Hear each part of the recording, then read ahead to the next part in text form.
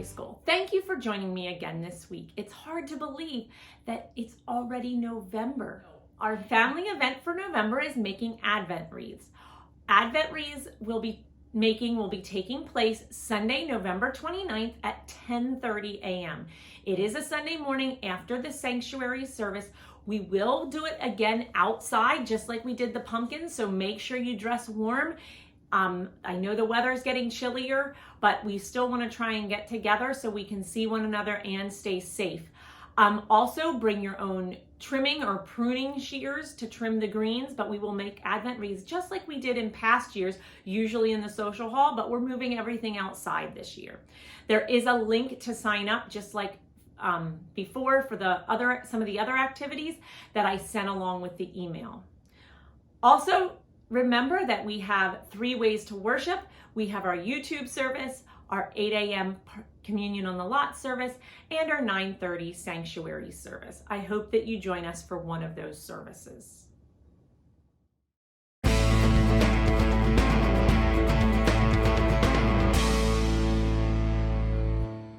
Many of you probably know what instrument this is. If you don't, this is a trumpet. I'm going to play it a little bit. It's actually my son Tommy's trumpet, but I do play the French horn, which is another brass instrument. So I can play this a little bit, not as good as Tommy, but I'm going to play it for you so you can hear what it sounds like.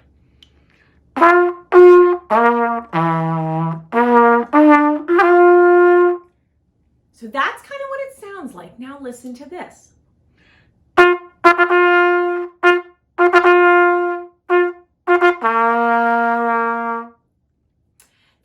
Like maybe a call or something, like people are coming, that triumphant sound. Trumpets are used a lot of different places. You can hear trumpets at football games, in marching bands. You can hear them sometimes on commercials, in the background music, in movies, in TV shows.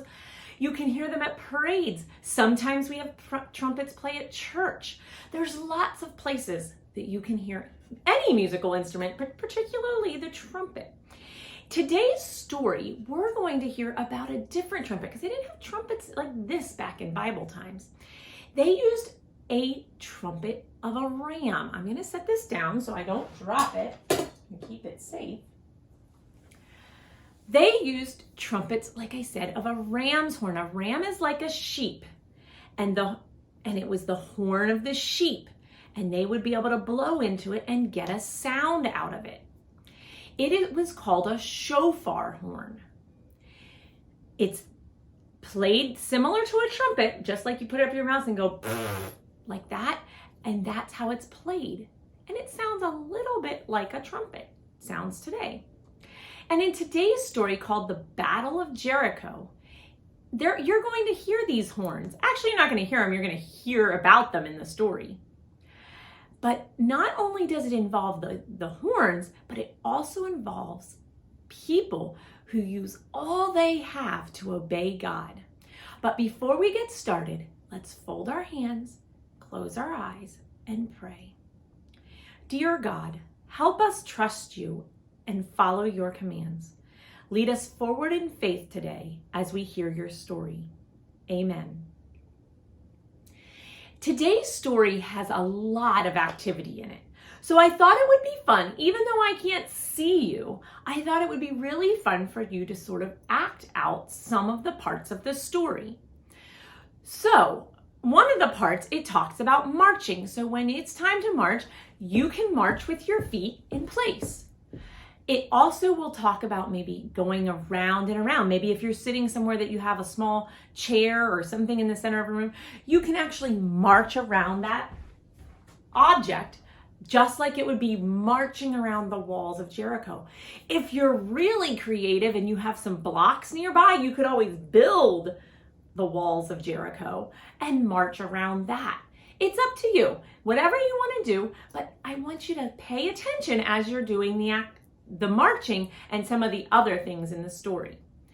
Today, you can find the story in the Spark Story Bible. It's called The Battle of Jericho, but I am going to read from the actual Bible. I'm going to read from the NIV version, and today it is in a different book. that we haven't seen before, I don't think, so far this year. It is in Joshua chapter 6. So Joshua chapter 6, verses 1 through 20. If you're trying to look it up in a Bible and you're not sure, it's right in between the books of Deuteronomy and Judges.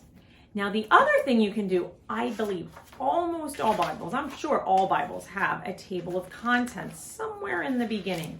If you page through, just like a book at school sometimes has a table of contents, and you will find a table of contents, usually split between the Old Testament and the New Testament.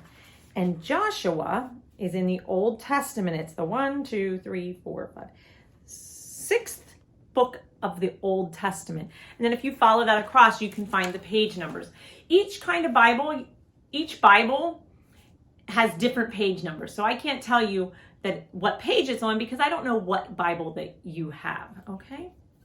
So we're going to be reading Joshua chapter 6, 1 through 20.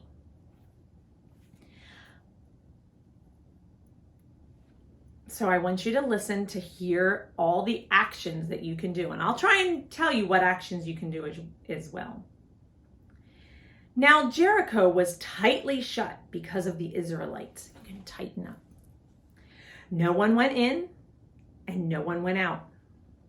Then the Lord said to Joshua, "See, I have delivered Jericho into your hands along with its king and its fighting men. March around the city once with all the armed men.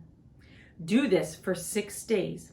So for 6 days, they had to march around one time. So if you're march around that thing 6 times while you're still listening. So do it quietly. Have 7 priests carry trumpets of ram's horns or shofars in front of the ark. So pretend you're carrying your horn. On the 7th day, march around the city 7 times. So keep marching with the priests blowing their trumpets.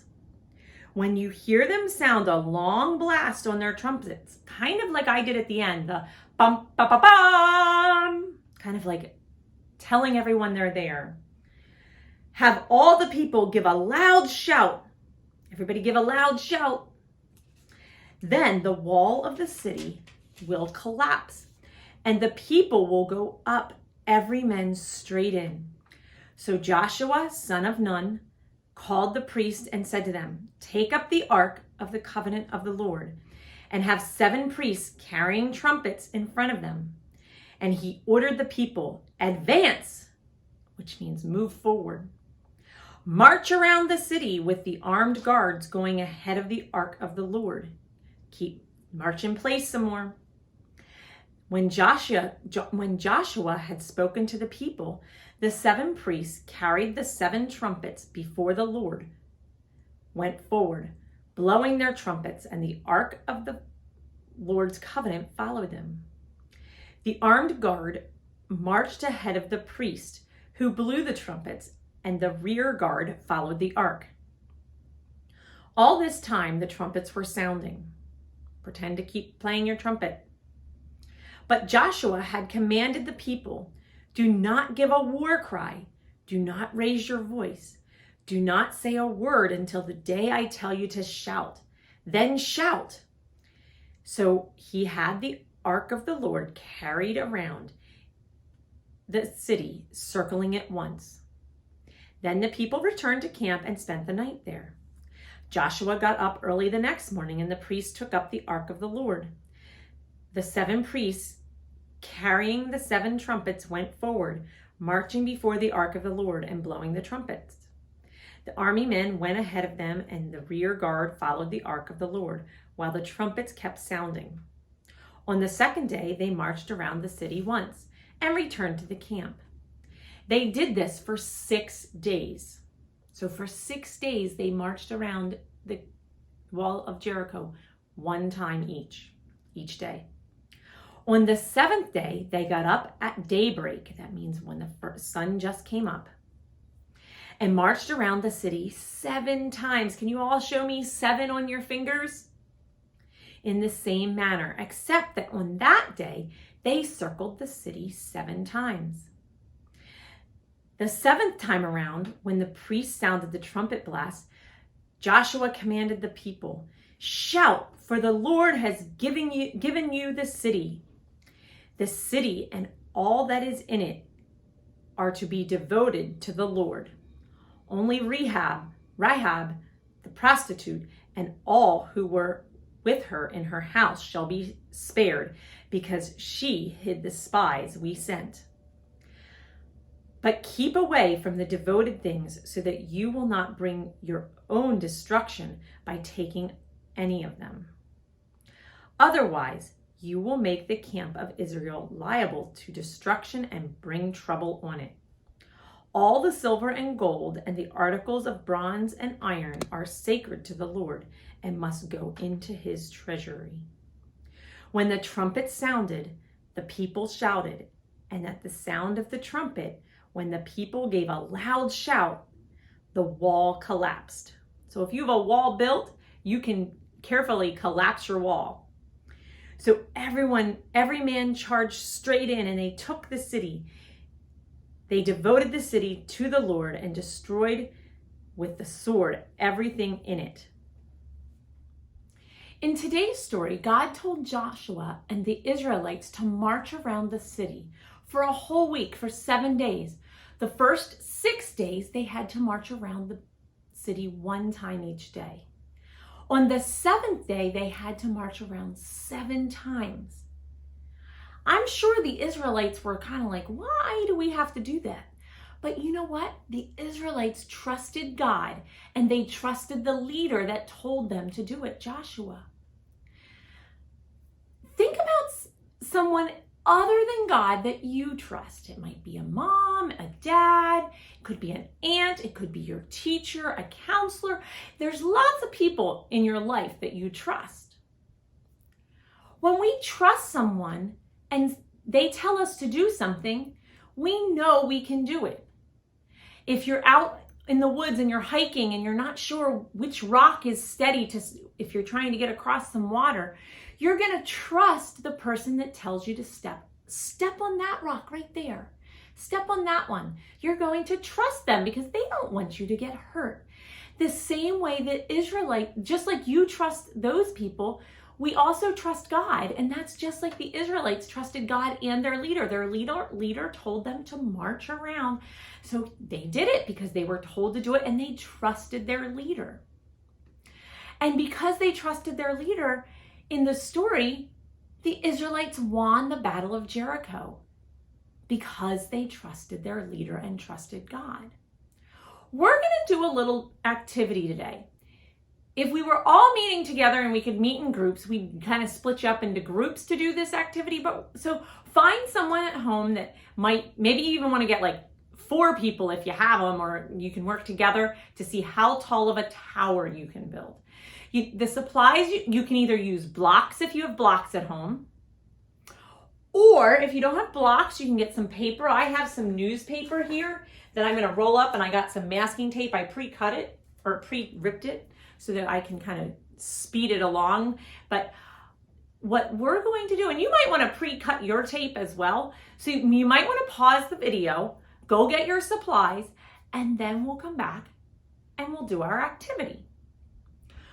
So now that you're back, we're going to see how big of a tower you can build with your supplies, whether it be blocks, newspaper, other kind of paper you have at home. See how high you can build it, just like the walls of Jericho. All right, so I'm going to set a timer for 2 minutes, and we're going to see how high I can build my tower. Now I have some ceiling fans in this room, so hopefully it won't blow over my tower, but we'll see, all right? So and you can use my timer to build, or you can stop the video and go get a timer and time yourself, and you can do it several times, all right? So go. I am going to start, and I did make a couple things beforehand just to see how it would work, but I found that if I don't roll this real tight and make it a little bit bigger,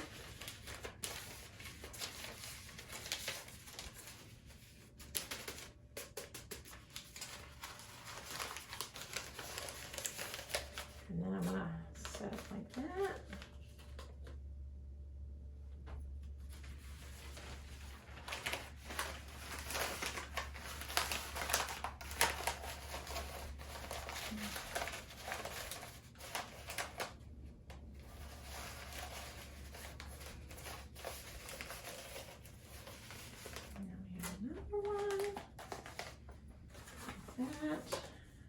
You can see this. I'm going to move this stuff down here. I should have been a little more prepared. Let's see.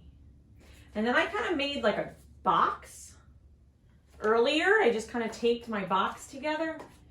And then I'm going to crinkle up some paper to put in here like that to make it nice and tall. And look, it's even growing. Let's see if I can get anything else in there to make it tall.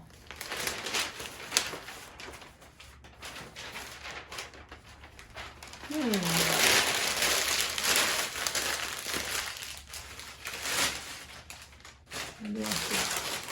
if I put it on an angle like this. Oh no. There we go. There it's staying.